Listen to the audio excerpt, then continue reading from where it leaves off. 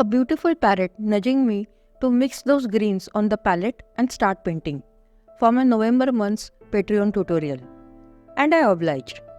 I found this beautiful photo of a green parrot photographed by Irina on Pixels, which showcased a beautiful green palette and some contrasts too. I will link all the colors used here in the description. I wanted a washed effect in the background, so I start by laying the first layer of the color starting from the sketch to the ends of the paper. And to get this effect, I simply put water which will flow on the paper along with the paint.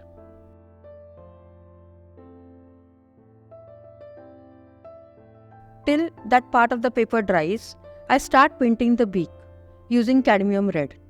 And to give depth to it, I keep on adding layers of it while it is still wet. For the inner part of the beak, I mix burnt umber with cadmium red on the paper. Now, since that part is dry, I start painting the head with sap green.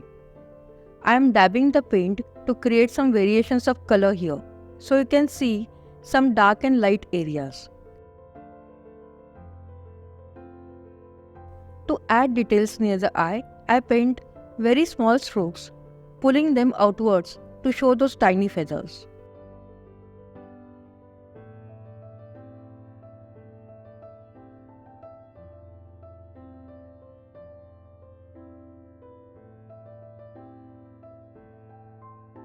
Continuing to add details, now I start painting the feathers on the wing, and for that I painted the entire body earlier using sap green. Again, using sap green with my 0 number brush, I paint those smaller feathers starting from its neck till its wing. The technique I am using here is called negative painting, where you paint around the object or a subject.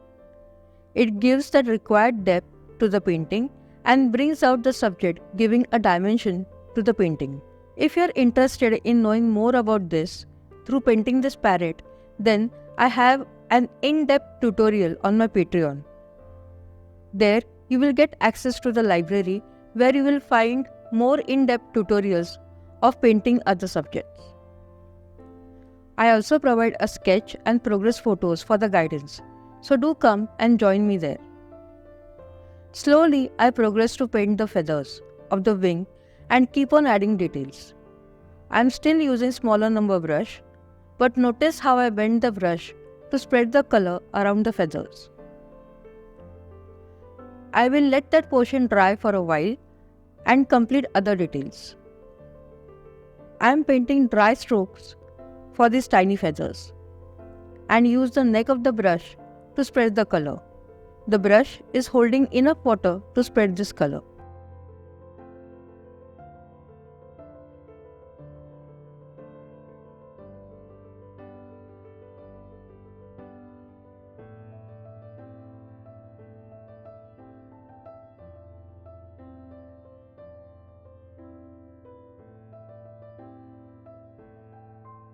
In the beginning of this video, I had mentioned that I wanted a washed effect for this painting. So here, I am not completing the outline of the parrot's body, but just hinting it visually, and then add details near the neck. Again, using the negative painting technique, I put the color first and then spread it with water. So now, I have almost completed painting the feathers.